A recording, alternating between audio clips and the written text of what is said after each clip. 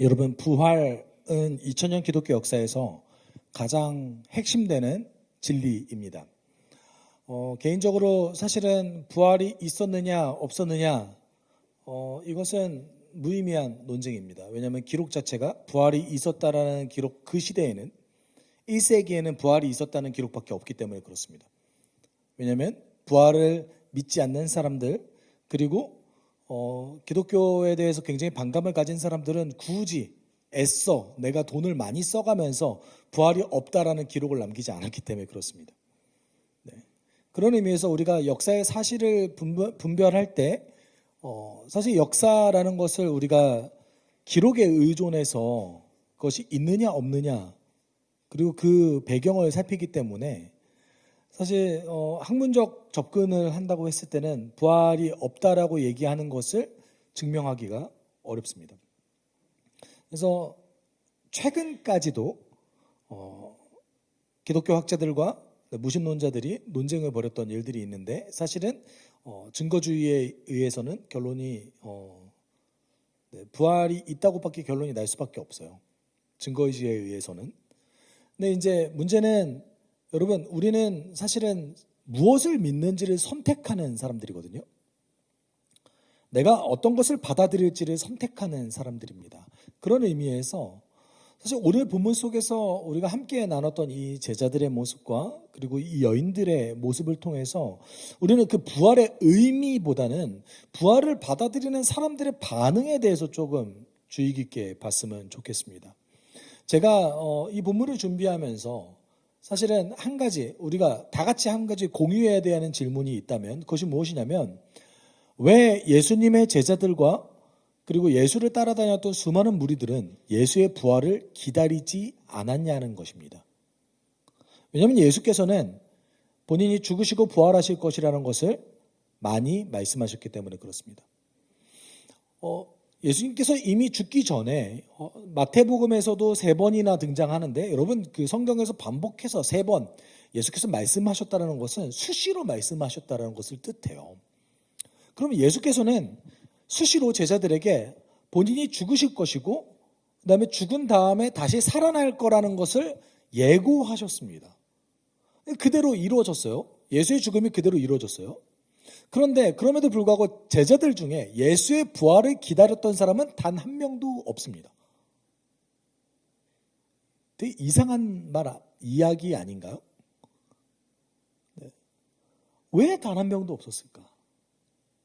네. 그것은 사실 예수께서 처음 예수의 죽음과 부활에 대해서 이야기하셨을 때에 그 맥락 안에 사실 숨겨져 있는 것들이 있다라는 거예요. 왜 그들이 부활을 기다리지 않았는가?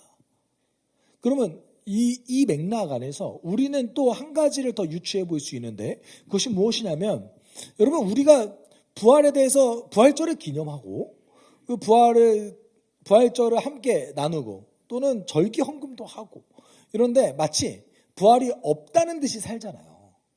이 세상이 끝인 것처럼 살아요, 우리는.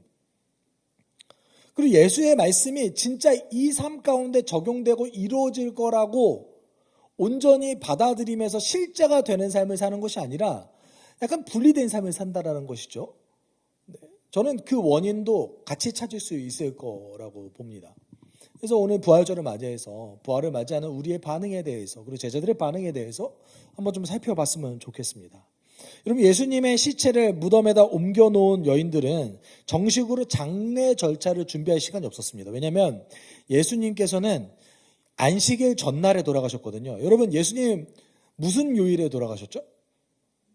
금요일에 돌아가셨습니다. 그래서 많은 교회들마다 예수께서 그 고난주간 금요일을 보통 뭐 이런 표현을 쓰죠. 성금요일이라고. 예수께서 죽으신 금요일을 기념하는 날로 보내고 있습니다. 그리고 예수께서는 언제 부활하셨죠? 오늘 부활하셨어요. 네, 금요일날 죽으시고 주일날에 부활하셨습니다. 사실 안식일은 토요일이거든요. 그래서 제7일 안식교가 예배를 언제 드리죠? 토요일날 드려요. 안식일날 예배 드려야 된다고 해서. 제7일 안식교 2단이에요, 여러분. 아셨죠? 네. 여러분 잘 보시면은 예수께서는 금요일날 죽으시고 주일날 부활하셨습니다. 그래서 우리가 부활을 기념하는 이 날에 함께 예배하죠. 물론 뭐 역사적 이견이 여러 가지 있을 수 있겠지만 그래도 부활은 굉장히 중요한 사실이고 부활절은 기독교 역사에서 가장 중요한 사건으로 기록된 것입니다. 여러분, 여인들은 안식일 때문에 예수님 장례를 치르지 못했어요. 그래서 안식일 그 다음 날에 새벽 이른 아침에 예수님을 이제 장례를 치르러 갔습니다. 그래서 1절에 이렇게 얘기하죠. 이레의 첫날 이른 새벽에 여자들은 준비한 향료를 가지고 무덤으로 갔다. 여러분, 이레가 7번째 날, 일주일이에요. 일주일의 첫날. 유대인에게는 언제가 첫날이죠? 안식일 다음 날이 첫날이에요. 네. 그래서 주일이 첫날인 거죠. 여러분, 잘 보시면 여기에서 이른 새벽에 갔다라고 얘기하고 있습니다. 그런데 막상 잘 보십시오. 여자 몇 명이 갔어요? 몇 명인지 모르겠어요. 그렇죠. 근데 이제 성경은 2명일 수도 있고 3명일 수도 있습니다. 이게 이제 마태, 마가, 누가, 요한복음의 기록에 조금의 차이점이 있거든요. 근데 3명이라고 가정했을 때도 잘 생각해 보시면 그 무덤을 막아놓는 그 바위를 옮길 수 있겠어요? 여인 3명이? 쉽지 않겠죠. 네. 2, 3절에 이렇게 얘기해요. 그들은 무덤 어귀에 막은 돌이 무덤에서 굴려져 나간 것을 보았다. 그들은 안으로 들어가 보니 주 예수의 시신이 없었다. 이때까지 여인들은 어떤 생각을 했을까요? 예수의 시신이 도둑 맞았다라고 생각했던 것이죠. 우리 예수님이 죽은 것도 억울한데, 그것도 너무 슬픈데 우리 예수의 시신조차 도둑 맞았다라고 생각하니까 좌절했겠죠. 네. 사실은 여기 그 무덤으로 올라가기 전에 마가복음의 기록에 의하면 이 여인들이 이 돌을 어떻게 굴려야지라면서 약간 걱정하는 장면이 등장하는데요. 마가복음 16장 3절에서는 여인들이 걱정해요. 누가 우리를 위하여 그 돌을 무덤 어귀에서 굴려내 주겠는가 라면서 걱정해요. 저는 이 말씀을 읽으면서 저도 살짝 이제 꼬인 마음을 가지고 있는 사람이잖아요. 그러면 남자를 먼저 데려가면 되지 않았을까?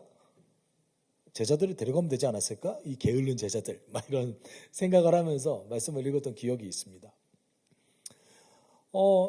여러분, 여인들은 그 무덤에 들어가자마자 예수의 시신이 없을 때 엄청난 충격을 받았습니다. 엄청난 충격을 받았어요. 근데 거기에서 더 충격적인 사건이 벌어지죠. 그 안에 2 남자가 있었어요. 여러분 어떻겠어요? 1번 무섭다, 2번 무섭다, 3번 무섭다. 그냥 무서울 수밖에 없잖아요. 이상한 사람들이 그 안에 들어와 있어요. 그렇죠? 그래서 4, 5절에 이렇게 얘기하죠. 그래서 그들이 이 일을 어떻게 해야 할지를 몰라서 당황하고 있는데 눈부신 옷을 입은 2 남자가 갑자기 그들 앞에 나섰다. 여자들은 두려워서 얼굴을 아래로 숙이고 있는데 그 남자들이 그들에게 말하였다. 어찌하여 너희들은 살아계신 분을 죽은 사람들 가운데서 찾고 있느냐. 마태복음에서는 이 2 남자를 천사로 기록하고 있습니다. 이 2 남자가 여인들에게 너희들은 왜 살아있는 분을 찾아? 라고 물어봤어요. 그러면서 여러분 이 2 남자가 이 여인들에게 상기시켜주는 것이 있었습니다. 어떤 것을 상기시켜줬을까요? 예수께서 가르치셨던 것을 떠오르게 만들어버렸어요. 6절, 7절이 그걸 얘기하고 있잖아요. 사실은 어떤 의미에서는 너희들은 왜 예수의 말을 안 믿어? 예수가 이거를 먼저 얘기했잖아. 우리 예수님이 죽었다가 살아난다고 얘기했잖아. 너희들 그거 기억 안 나? 이렇게 얘기한 거예요. 7절에 이렇게 얘기하잖아요. 같이 읽어볼까요? 인자는 반드시 죄인의 손에 넘어가서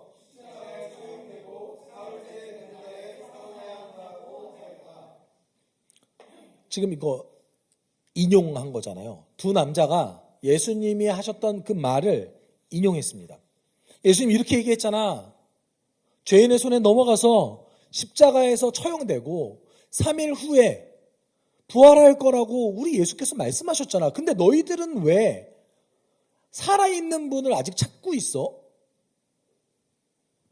여인들은 그때 뭐가 떠올랐을까요? 예수께서 죽음과 부활에 대해서 말씀하셨다라는 것을 그때서야 깨닫게 됐을 겁니다. 근데 우리는 고민해 봅시다. 왜 못 믿었을까요? 예수가 죽었다라는 그 장면이 너무나 충격적이어서 그들이 예수님이 하셨던 모든 가르침을 다 잊어버렸을까요? 너무나 경황이 없어서. 인생에는 언제나 위기가 있죠. 인생에는 언제나 어떤 험한 굴곡이라는 것이 있습니다. 그럼 우리가 그 험한 굴곡이 있을 때마다 이렇게 당황하고 잃어버리고 주의 말씀을 이렇게 잃어버려야 될까요? 그렇지는 않은 것 같아요. 성경은 그렇게 얘기하지 않는 것 같아요. 근데 제자들 중에 단 한 명도 예수의 부활을 기다리지 않았습니다. 단 한 명도. 한 명이라도 그랬으면 좀 괜찮을 텐데 예수의 부활을 기다리지 않았어요. 그럼 우리는 이것을 통해서 무엇이 그들을 믿지 못하게 만들었는가, 예수의 가르침을 기억하지 못하게 만들었는가에 대해서 조금 생각해 볼 필요성이 있습니다. 사실 힌트는 예수께서 처음 자신의 죽음과 부활에 대해서 말씀하셨을 때의 그 맥락 안에 있는 것입니다. 누가복음의 맥락 안에서, 물론 이제 마태복음도 마찬가지입니다. 공간복음서의 그 마태, 마가, 누가복음의 맥락 안에서 예수께서 자신의 죽음과 부활에 대해서 처음 말씀하셨던 순간이 언제셨을까요? 여러분 혹시 찍어보실 수 있으시겠어요? 네, 맞아요. 베드로의 신앙 고백 이후였어요. 그러니까 베드로에게, 제자들에게 물어보셨죠. 너희는 나를 누구라고 생각하느냐? 많은 제자들이 예수님을 선지자라고 고백했습니다. 근데 베드로가 나서서 뭐라고 그랬죠? 주는 그리스도시요 살아계신 하나님의 아들입니다 라고 하면서 뭐라고 말씀하십니까? 예수님의 정체성을 이야기해요. 본인의 정체를 그때서야 밝히신 거예요. 예수께서. 그 본인의 정체를 밝히신 다음에 이어서 베드로를 막 칭찬하신 다음에 이어서 바로 얘기하신 것이 무엇입니까? 내가 죽을 거다. 그리고 난 부활할 거다. 예수님의 정체성을 밝힌 다음에 그 다음에 예수님이 하실 일에 대해서 말씀하신 거예요. 나 이거 할 거야. 나 이것 때문에 이 땅에 온 거야. 네. 여러분 우리가 여기까지는 잘 기억해요. 그 다음에 예수께서 곧 이어서 하신 말씀이 있어요. 누가복음의 맥락에서 이 말씀을 하셨습니다. 같이 읽어볼까요? 나를 따라오려는 사람은 자기를 부인하고,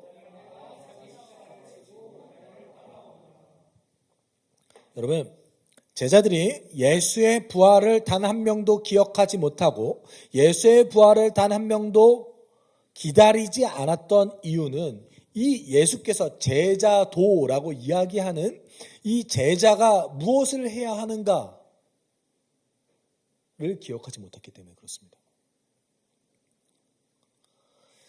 여러분 잘 생각해 보시면 계속 이어지는 거예요. 예수님의 정체성을 밝히시고 예수님이 하시는 일을 밝히셨습니다. 나는 이런 위대한 일을 할 건데 나를 따라오려는 사람은 너희가 어떤 걸 해야 되느냐를 누가복음 9장 23절에서 밝히셨는데, 여기서 보면은 사실 동사형으로 등장하는 것이 자기를 부인하고 십자가를 지고 나를 따라오너라, 이 세 가지가 등장하는데 그 중에 현재형으로 등장하는 것은 나를 따라오너라 라는 것이 현재입니다. 나머지는 사실 조건 비슷하게 문장에서 기록된 것인데, 그래서 자기 부인과 십자가 지기는 예수를 따르기 위한 조건으로서 기록된 거예요. 나를 따라오고 싶으면, 너희가 날마다 나를 따라오고 싶으면 두 개가 필요한데 뭐가 필요하다는 거예요? 자기 부인, 그 다음에요 십자가 지기. 여러분 잘 보세요. 스승이 있습니다. 그 스승 아래 제자가 있습니다. 그럼 제자는 어떤 걸 하는 사람이죠? 스승을 배우는 사람이잖아요. 스승을 따라가는 사람이잖아요. 그렇죠? 그러면 스승이 제자들에게 너희들 날 본받고 싶어? 따라오고 싶어? 라고 물어보는 건 당연하죠. 그렇죠? 그러면 뭘 본받아야 돼요? 스승에 대한 걸 본받아야 되잖아요. 여러분 이게 사실 누가복음 9장 23절은요 너무나 당연한 문맥이요. 이상한 말을 하신 게 아니에요. 왜냐하면 예수가 하신 걸 얘기하신 거거든요. 자신을 비워서 종의 모습이 되셨잖아요. 자기를 부인하셨어요. 그리고 누군가의 죄 때문에 그 악을 온전히 짊어지셨잖아요. 이거 예수가 하신 거잖아요. 그 십자가 지기. 이 두 개 너희들이 해야지 날 따라올 수 있어. 그게 제자지 않겠니? 너무나 문맥적으로 당연한 말 아닙니까? 예수님 입장에서 당연히 이렇게 말씀하셔야 되는 거죠. 너희들 나를 배우고 싶다면 이거 해야 돼. 근데 다행인 것은 우리가 예수가 될 필요는 없다는 거예요. 우리의 십자가는 십자가 처형이 아니에요. 우리가 지어야 되는 십자가는 십자가 처형이 아닙니다. 예수가 다 이뤄놓은 것 토대 위에 예수의 길을 같이 가는 것 뿐입니다. 그래서 갈라디아서 2장 20절에는 내가 십자가에 못 박혔다라고 선언하지 않습니까? 예수가 다 하셨다는 것을 선언하는 거죠. 그래서 이제 예수가 산다라는 표현까지 씁니다. 그런데 그런 의미에서 여러분 자기를 부인한다라는 것은 나를 넘어서서 서로가 된다라는 걸 뜻합니다. 그리고 나의 옛것을 부인하는 거죠. 여러분 자기 부인과 십자가 지기는요. 어떤 각도와 어떤 앵글로 보냐에 따라서 해석이 조금씩 달라질 수는 있어요. 왜냐하면 이것이 너무나 많은 것을 포괄하고 있기 때문에 그렇습니다. 그렇지만 공동체적으로 봤을 때는 서로의 짐을 짊어지고 자기 자신을 죽이는 그 과정이 십자가 지기와 자기 부인일 것입니다. 그리고 여러분의 개인의 영역에서는 나의 욕망을 죽이고 선을 위해서 내 십자가를 짊어지고 가는 것. 이것이 될 수도 있을 것입니다. 맥락과 상황에 따라 좀 달라지겠지만 어찌되었건 예수께서는 본인을 따르고 싶다면 뭐 하라고 하셨어요? 자기 부인과 십자가 지기 하라고 하셨어요. 자기 부인과 십자가 지기가 필요하다라고 말씀하셨습니다. 그런데 제자들은 예수가 부활하실 거란 것도 잃어버렸을 뿐더러 제자는 어떤 삶을 살아야 될 것이다 라는 것도 잃어버렸던 것 같습니다. 그리고 또 한 가지는 예수님도 제자들이 이 부분을 잃어버렸다는 것 그 자체에 별로 개의치 않으셨어요. 왜냐하면 예수님도 그들이 그럴 거라고 생각했던 것 같으세요. 왜냐하면 아직 성령께서 안 오셨잖아요. 다만 우리가 이게 제자들이 이런 게 문제다라는 것이 아니라 이 과정 속에서 우리의 현재 삶에서 우리가 예수의 말씀을 살아있다라고 인정하지 못하는 것. 예수의 말씀 너무 좋은 것 같은데 그것이 내 삶의 실제가 되지 못하는 그 이유는 사실 제자도에 있다는 것을 인식할 필요가 있다는 거예요. 그런 의미에서 여러분 이 여인들은 어찌되었건 예수가 그런 말씀을 하셨다라는 것을 깨닫게 됐습니다. 그렇죠? 예수가 그런 말씀을 하셨다라는 것을 이제 인식했어요. 그리고 그 예수의 제자들에게 가서 알렸습니다. 9절 10절에 그래서 그 장면이 나오죠. 그들은 무덤에서 돌아와서 11 제자와 그 밖에 모든 사람에게 이 모든 일을 알렸다. 이 여자들은 막달라 마리아와 요한나와 야고보의 어머니인 마리아이다. 이 여자들과 함께 있던 다른 여자들도 이 일을 사도들에게 말하였다. 말했어요. 여러분 예수님이 부활했대요. 말했어요. 여러분 어떻게 반응하시겠어요?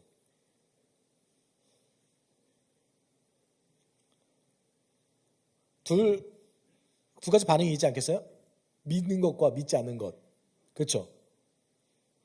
대다수의 사람은 이렇게 반응했습니다. 그러나 사도들에게 이 말이 어처구니 없는 말로 들렸으므로 그들은 여자들의 말을 믿지 않았다. 여러분 죽은 사람이 부활했다는 말은 믿기 어려운 말이긴 합니다. 그렇죠?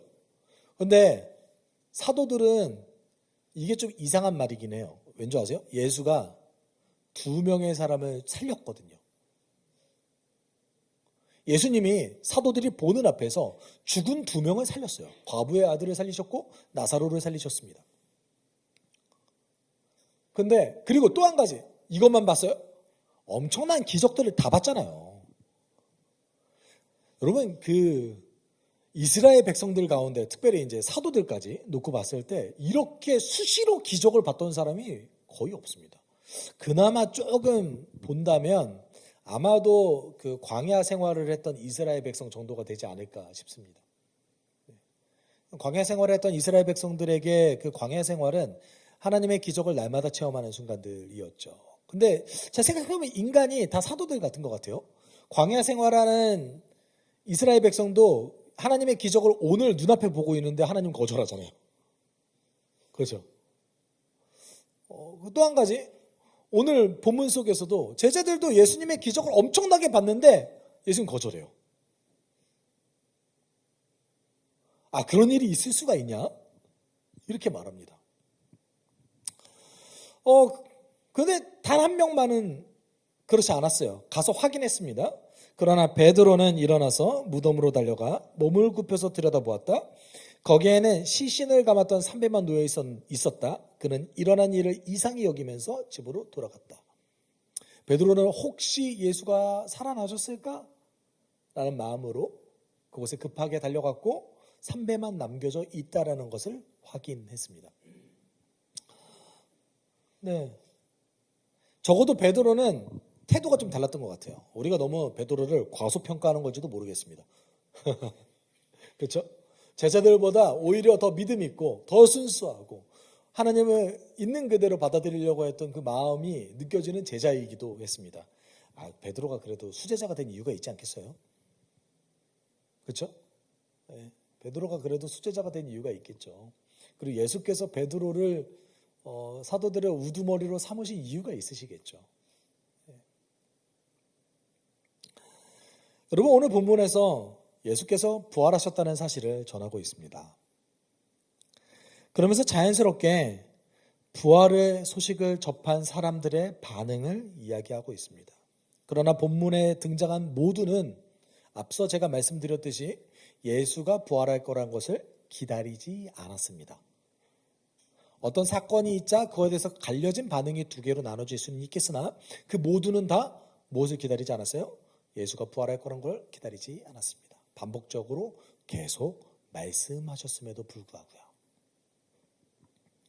어쩌면 이것은 우리의 그냥 모습 그대로를 보여주고 있는 걸지도 모르겠습니다. 왜 그들이 예수의 부활을 기다리지 않았는지 성경은 이야기하고 있지 않고 침묵하고 있습니다. 저는 그것을 유추해 보면서 사실 제자도에서 그 문제점을 찾았던 것 뿐입니다. 여러분들도 상상력을 발휘해서 이들이 왜 예수의 부활을 기다리지 않았을까를 고민해 볼 수도 있을 것 같습니다. 집안에 급한 일이 생겼을까요? 네. 그렇지만 적어도 이제 예수님의 제자도를 기준으로 우리가 이와 동일하게 예수의 가르침을 언제 자주 잃어버릴까? 우리는 언제 마치 이 세상이 전부인 것처럼 살아가는가? 이거를 좀 고민해 본다면 예수의 제자들도 그러지 않았을까를 고민해 볼 수 있을 것 같습니다.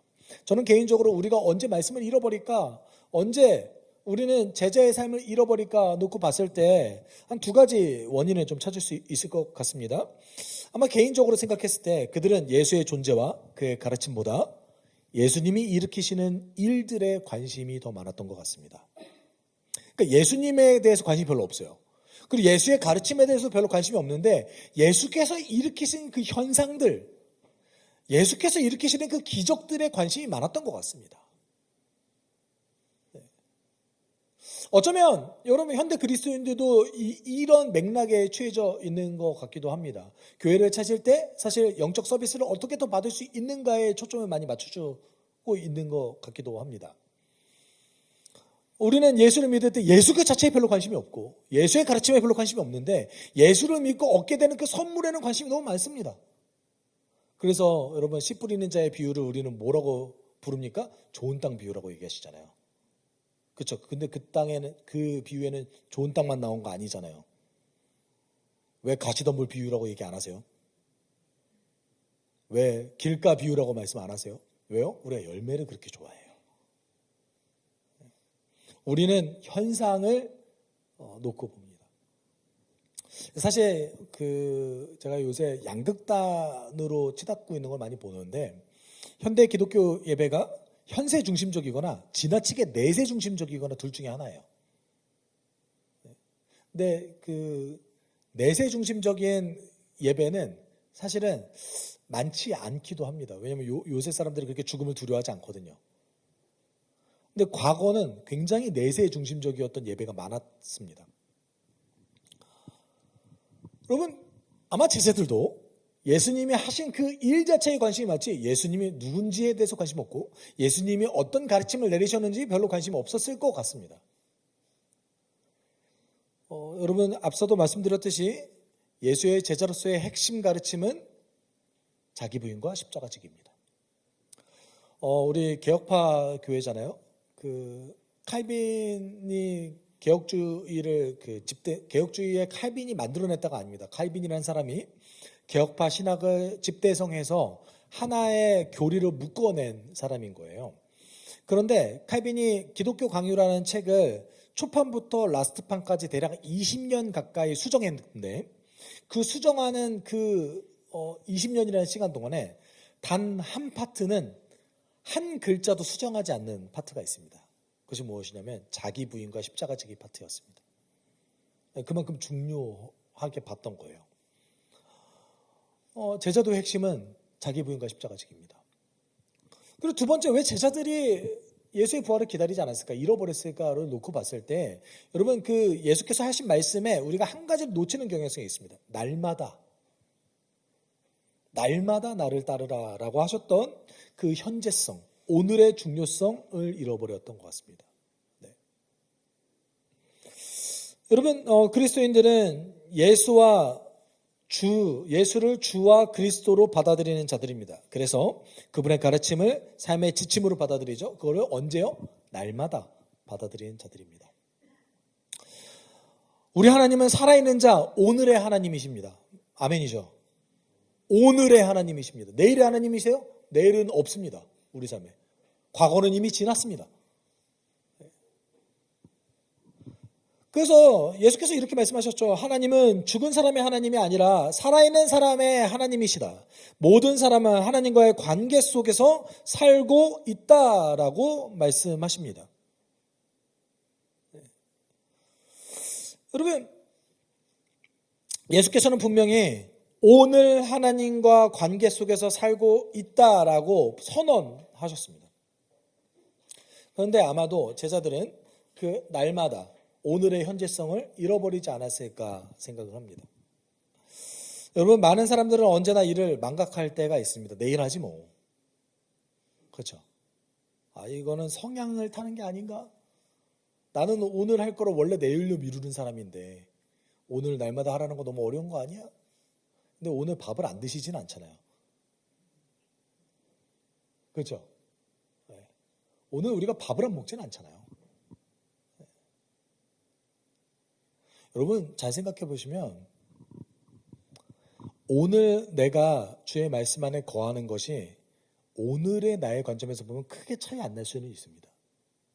그런데 그 태도는요, 1년, 2년, 3년이 지나면 축적되어지고 그리고 엄청난 차이를 일으킵니다. 예수께서 엄청 거대한 일을 하라고도 하지 않으셨습니다. 예수께서 우리에게 요구하셨던 것은 겨자씨만한 믿음이었습니다. 오늘 내가 주 앞에 단 5분이라도 거할 수 있다면 이 현재성은 살아있을 수 있을 겁니다. 그러나 그러지 않는다면 우리는 역시 예수의 말씀을 다 기억하지 못하고 부활을 기대하지 않았던 제자들과 같은 모습을 오늘도 우리는 살아갈 것입니다. 여러분, 우리가 오늘에 충실할 때 그 오늘에 충실한 우리에게 하나님께서는 소망을 주십니다. 어떤 소망을 주십니까? 이 깨진 세상이 전부가 아니야. 내가 너희들의 수고를 알아. 하나님 나라가 언젠가 완성될 거야. 내가 약속을 성취할 거야. 이것을 더 믿게 만들어 주신다는 거죠. 네. 여러분, 오늘 부활절입니다. 부활은 예수께서 언젠가 다시 오셔서 하나님 나라 완성할 거라는 것의 상징적인 사건입니다. 여러분, 그거 정말 믿으십니까? 아니면 지금 살아가는 이 세상이 전부인 것처럼 살아가십니까? 만약에 지금 살아가는 세상이 전부인 것처럼 살아가신다면 오늘 주 앞에서 여러분의 스스로를 부인하고 십자가를 지는 삶을 살길 소망합니다. 그 수고를 우리 하나님께서 아십니다. 그 수고를 하나님께서 소망으로 바꿔주실 겁니다. 우리 함께 찬양할까요? 깨어진 세상을 끌어안고 우리가 가지고 있는 소망, 우리의 몫을 감당했을 때 우리 하나님 나라를 꿈꿀 수 있습니다. 우리 같이 고백합시다. 깨어진 세상을 끌어안고 깨어진 세상을 끌어안고 나와 우리의 몫을 감당하며 주님의 완전한 하나님 나라 기다리며 사모합니다. 깨어진 세상, 깨어진 세상,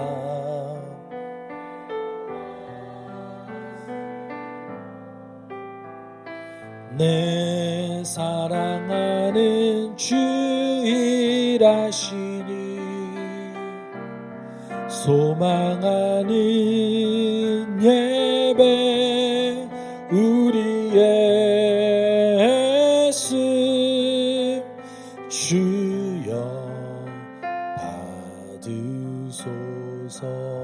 깨어진 세상 회복하시며 깨어진 세상 회복하시며